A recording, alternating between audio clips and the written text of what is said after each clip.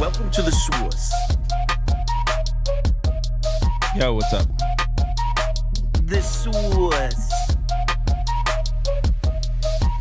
Source.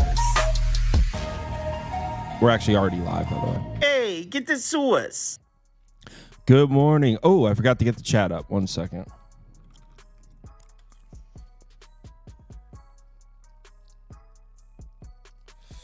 All right, chat.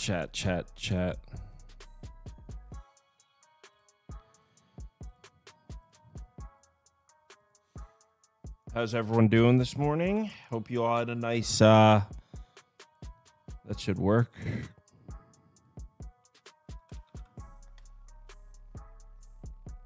There we go. All right, let's get toasting here. So yesterday I grabbed that Cubs win, and I was feeling pretty good going into the night. I was like, I have two favorites. I only need one to win to have a winning day. I either needed the Reds or the Mariners, and both shit the bed. I mean, I don't even know if there was a handicap that pointed towards the Tigers last night. I don't know. Frustrating. I mean, just can't fade Scooble. Can't do it. Doesn't, I mean, show me a handicap that pointed towards the Tigers getting to George Kirby.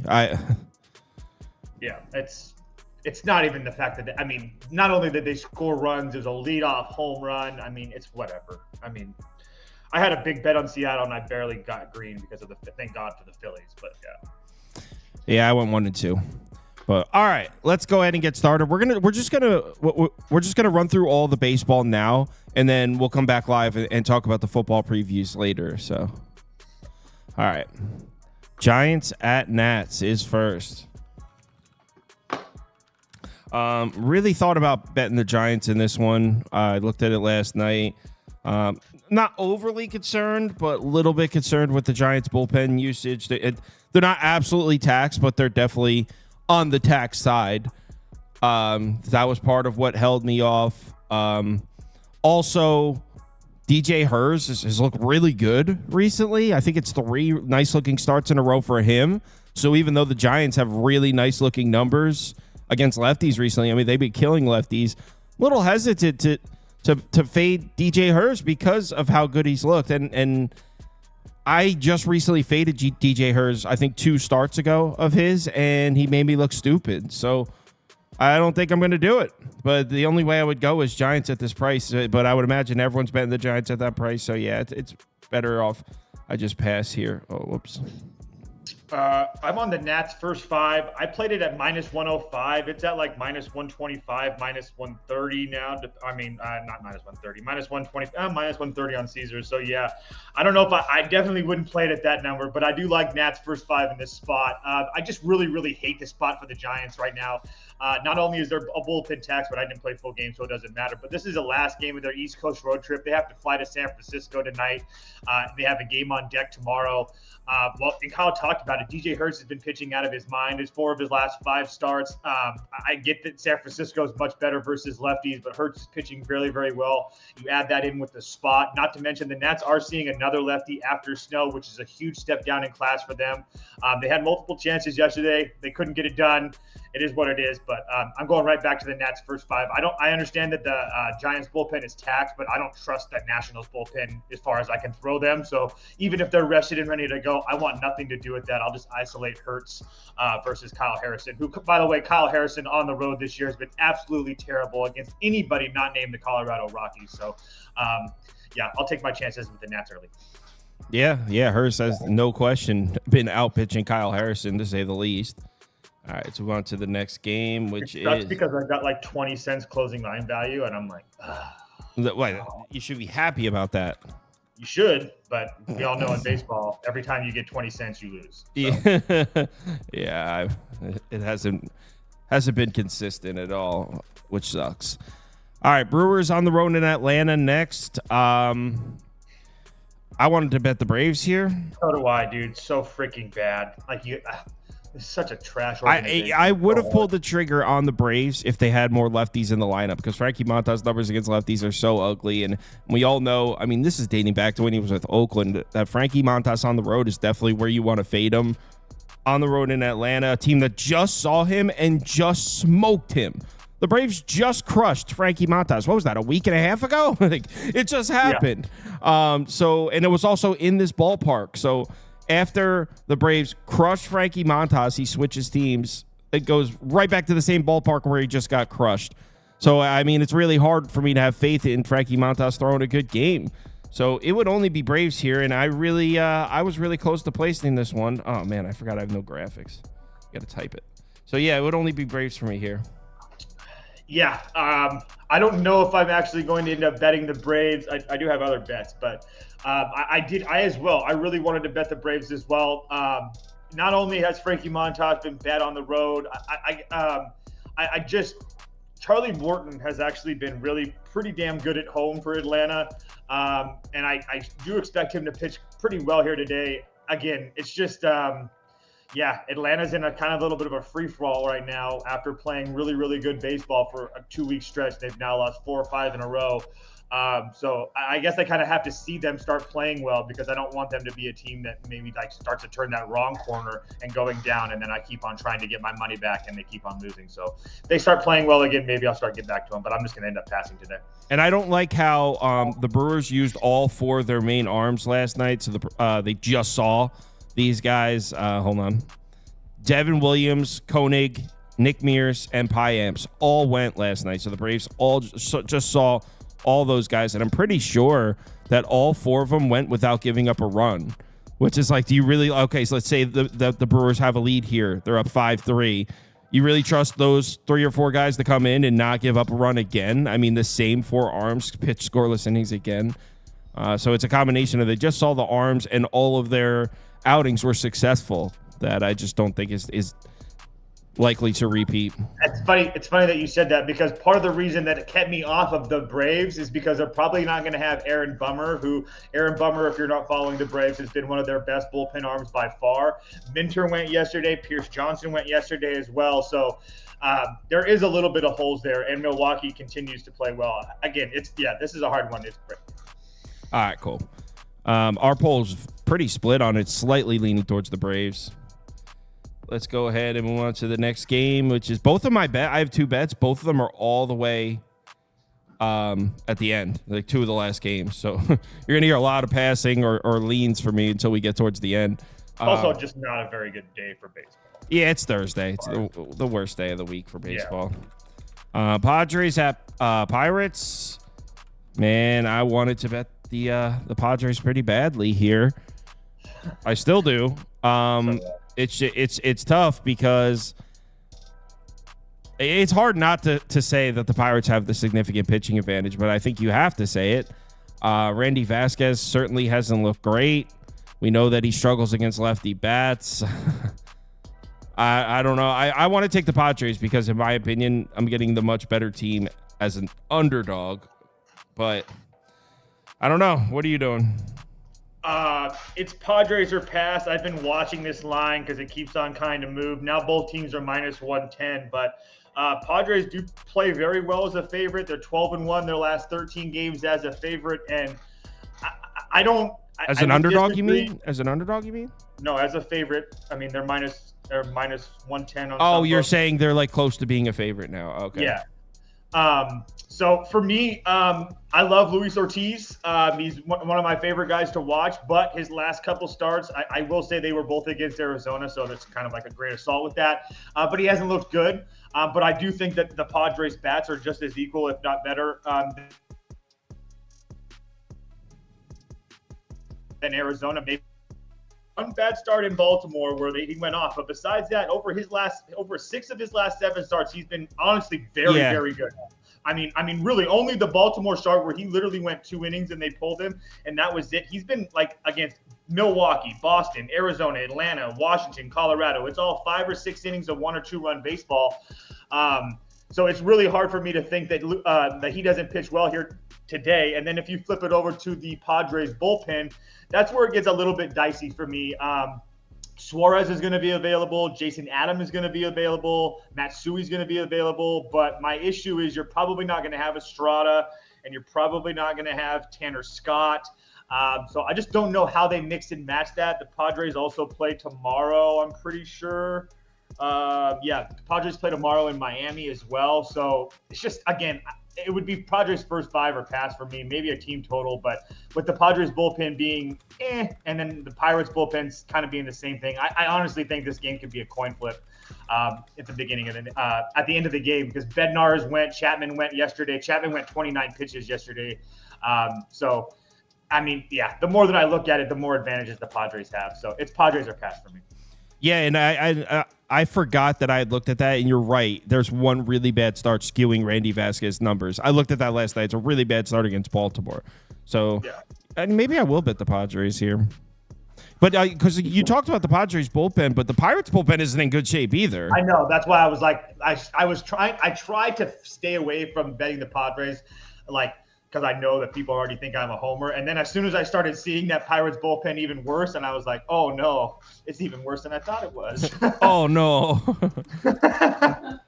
Mets are in Coors. Grimace got it done last night. 5-3. Yeah. It was 2-2 late. There was some runs scored late in that one. So David Peterson, Gomber, lefty matchup in Coors Field. Just a lot of uncertainty here, which is why I have nothing to say. Not betting it. I mean, obviously I'm rooting for the Mets to win, but nothing. I would say that if you're looking, I would say under. If gun to my head, I would play under. If it's at 10.5 now, I would just let it go. But I would play under 11 if you can get 11. Austin Gomber. I mean, shaky at times, but at the same time, we got two lefties and him and Peterson going at it. Again, maybe David Peterson under K's, because this is going to be his first start in Coors. So that's usually a decent look. But, I mean, I have no interest laying -160 with the Mets in Coors Field. It's not going to happen. So, agreed. Yeah, who do the Mets have on deck, too? I didn't even look.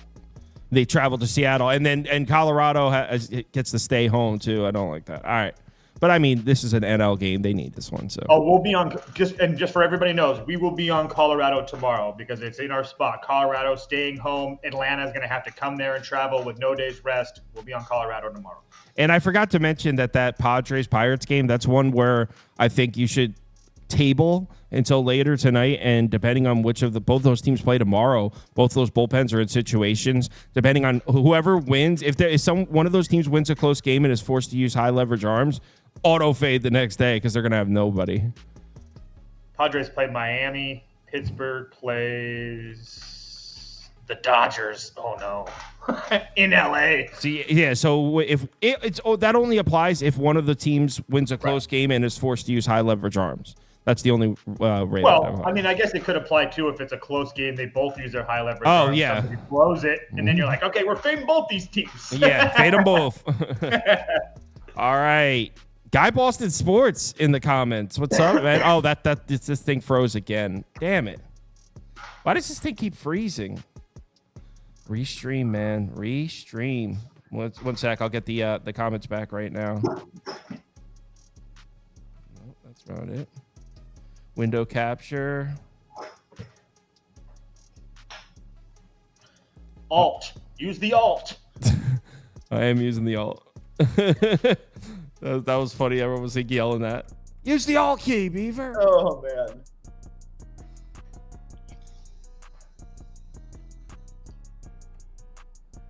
All right.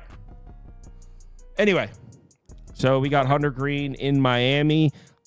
I mean, you guys already know what I want to do, but I'm not. After yesterday, I'm sick. I thought it pisses me off that all the bets are scored in one freaking. All the runs for the Marlins are scored in one freaking inning. They scored 5 runs at the beginning, and of course, we're in the Discord flipping out like, oh well, Reds are dead, and the final score was 5-3, right? Or 6-3? No, 6-4. Basically, from that moment on, the Marlins didn't do anything. Which means maybe that the way I saw the game wasn't even that far off. There was just one crazy fluke of an inning in there. So it would be Reds -1.5, but I'm not doing it. I did. You did? Yeah, I bet Reds -1.5. I have a little bit of action on Hunter Green to win the Cy Young as well. Listen, Hunter Green has been damn near untouchable for 6 starts now, and I'm usually the type of guy that comes on this show and says, well, you've seen a whole bunch of zeros. You might as well fade this guy because that dam's about to break. But what he has shown me over his last 6 starts has been utter dominance, especially on the road, which we're getting here today against this Miami team. Cincinnati lost one yesterday. They have everybody rested and available in their bullpen. They used Diaz yesterday just to use him because they hadn't used him in 4 days. So everybody in that Reds bullpen is rested and ready to go. If Hunter Green comes out and gets hit up by Miami like his buddy Andrew Abbott did, then so be it. But I have to continue to bet on Hunter Green somehow, some way, because like I said, just sheer utter dominance. All right, maybe I will bet that one. Maybe I'll add Reds -1.5. I only have 2 bets open. Next up, That line, yeah. Angels, Yankees.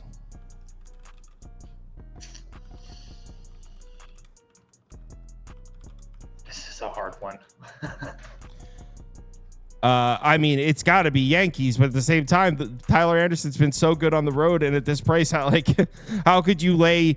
If you want to take the Yankees, you got to lay -1.5 for like -115 or something, right? It's somewhere along there, and you're laying 1.5 runs with the home team, which is already shitty before you get started. And Tyler Anderson's been really good on the road, like really good on the road. So there's no way I could do it. In fact, I was thinking the only way I could possibly bet this one is Angels +1.5 or pass. Something I will say, Nestor Cortez has struggled recently, but look at the starts he's pitched against. I'll pull it up. It's crazy.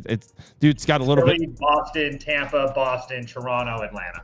Philly, Boston, Tampa, Boston, Toronto, Atlanta. And by the way, Tampa against lefties is different. So Yeah, especially at home. I don't know. I guess we could go maybe here. This sounds crazy, but I guess. Oh, whoops. Sorry, wrong thing. Go Mean Green. Go Mean Green. What about here? What about under? Yep, I was just about to say that's what I was thinking as well.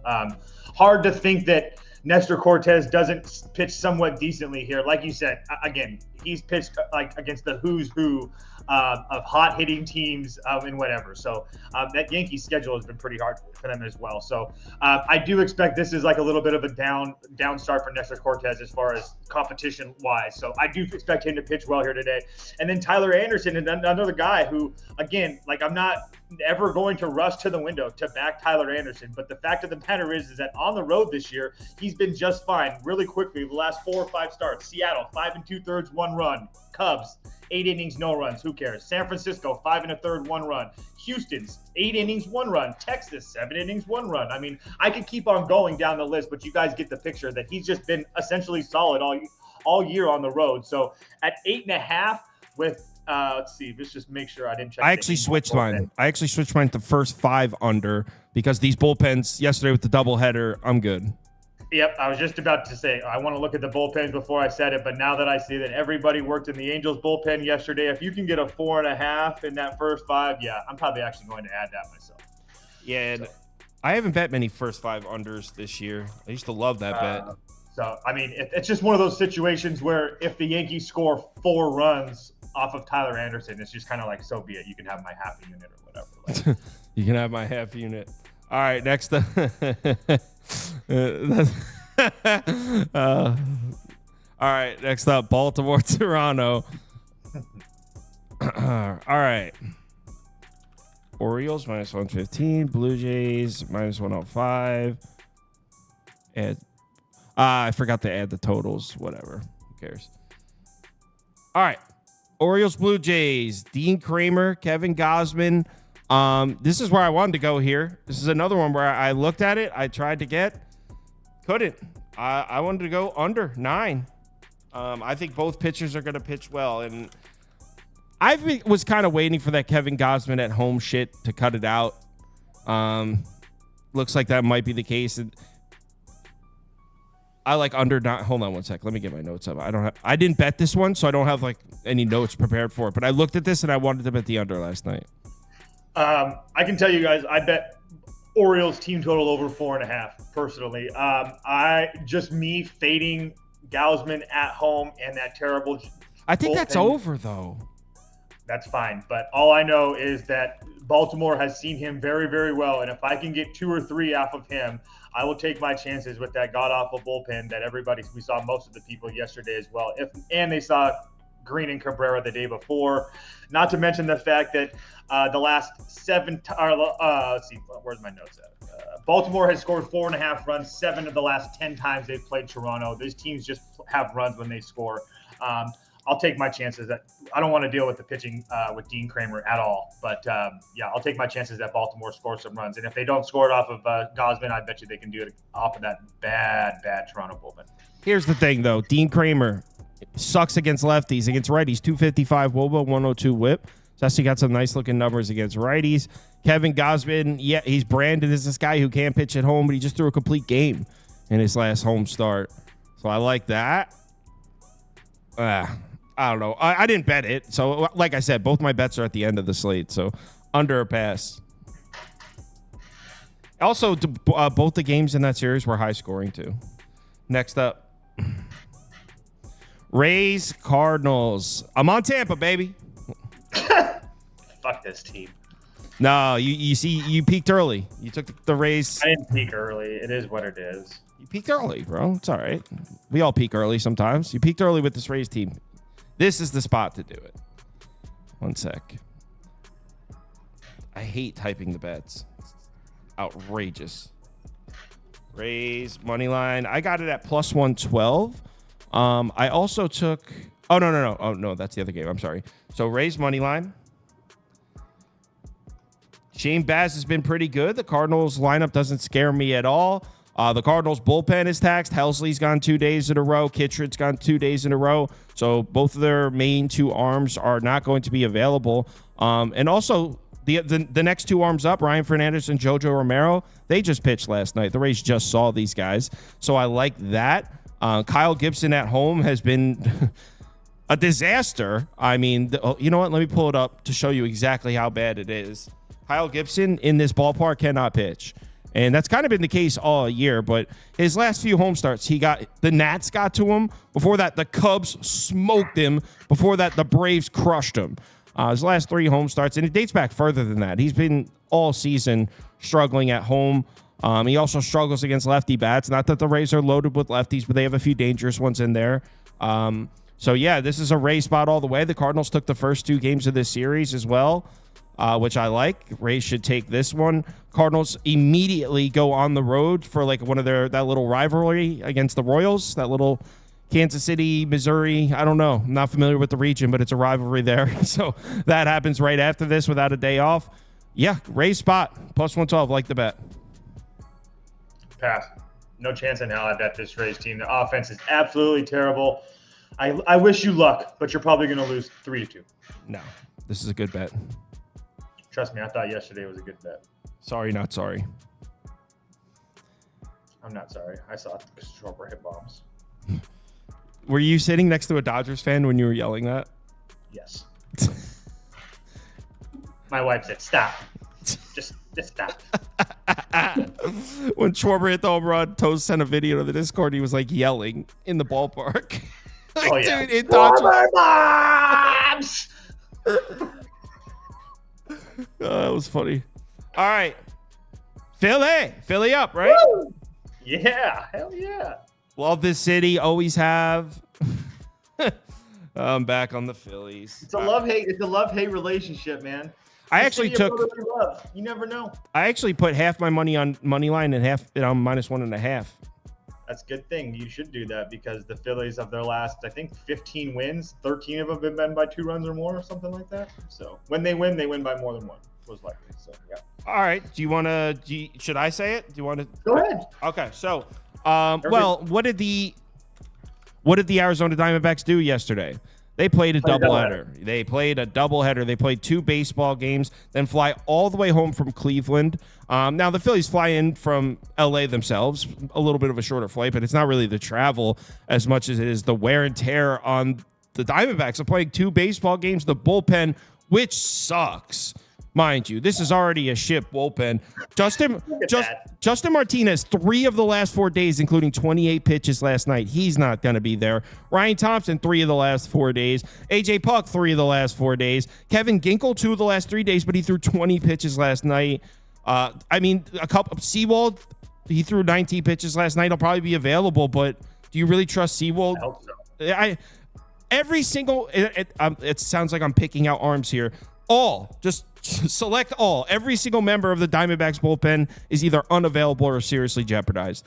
So, look, not to mention Jordan Montgomery's been getting rocked in this ballpark. He cannot pitch at home. His last few starts at home have been so bad, and I actually want to pull it up because I don't even want to exaggerate. It's that bad.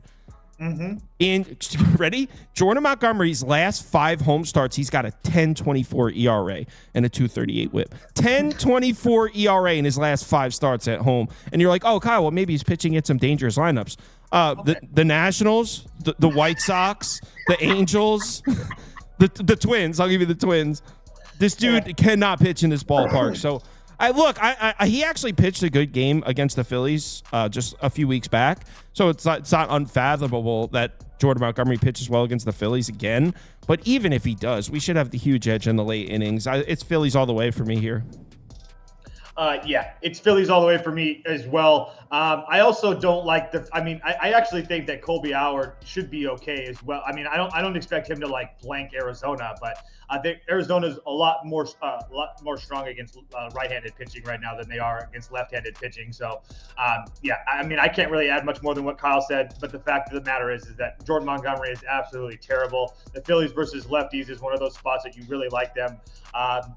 They're heating up. And the Phillies don't lose when I'm in the building, guys. So 2-0, going to make it 3-0 tonight. The Phillies don't lose when I'm in the building. There definitely is. It seems like there definitely is some sharp action coming in on the other side, but I don't care. I mean, sharp action's been getting smoked. Exactly. I woke up this morning and I saw the Phillies at -105, and I cracked my monster with a smile on my face. Yeah, it's almost been indicative of a loss recently. Yes. Mariners -210, over 7, under 7. I don't know if I can think of a more scumbag crap city than Seattle, Washington. I don't know about you. But, it doesn't get much worse. Rain and coffee, people with bad breath. I mean, who wants to hang out there? I don't know. Do people in Seattle have bad breath? Is that a thing? I don't know. I just assumed because everybody's drinking coffee that they would have bad breath. Oh. Well, the Mariners robbed me of my winning night last night. All I needed to do was win at home against the Tigers with George Kirby on the mound. I don't think that's asking too much. I want to go Mariners again. What's the Tigers bullpen like? I'm sure it's a mess. It's actually not at all. What? How? Jason Foley, their closer, is not available. But every single other person in their bullpen is rested and ready to go. All right. I want to do Mariners. I'm not doing this because you can't. There's no way. But what I want to do is Mariners -1.5, but I'm not going to do that. So I'll put it up, but I'm not. No. Yeah, I mean, I don't even know. Honestly, I don't even know if I can bet the Mariners -1.5 and feel comfortable about. I mean, I know I can't actually. The total at this game is at 7. I mean, it's just they're not going to get swept at home by Detroit. Like that, someone just said that. Okay, maybe, but at the same time, that would be so Seattle to get swept at home to Detroit. I mean, I don't know if you guys have been watching Seattle baseball the last few years, but this is exactly the type of situation that Seattle can fall on their face right now. I mean, there's a lot of. I mean, Scott Service is talking last night about sick. I mean, Seattle's at a point now where I don't even think that, and this is like 1 second, a little bit of a rant. I don't think that Scott Service is coaching for his job or managing for his job right now. I think that he knows he's coming back last year because honestly, last night, not using Garcia and stuff, and his excuse was, oh, we don't use them unless it's a tie or we're in the lead and all this BS. But like, that's not how you win baseball games. Like, you got to be able to use all your bullpen arms whenever you want. And so if Seattle's just sitting there picking and choosing, oh, well, we're not winning this game, so we're not going to use Garcia, Munoz, cameos and whatnot. Like, I just don't want to deal with that. Like, I really don't. So if we don't know who's going to be used in the Seattle bullpen from now on, unless they have a lead or whatnot, it's just something to think about going forward. So there's just no way I can bet Seattle. Not at this price, not with the total at 7. There's no chance in hell. All right. Well, that's the end of it. And actually, I'm in the middle of like 10 different things. I almost didn't have this show ready in time. So I don't have time to do the community parlay or anything. I'll be back at 4 p.m. to do the football previews. Talk to you guys later.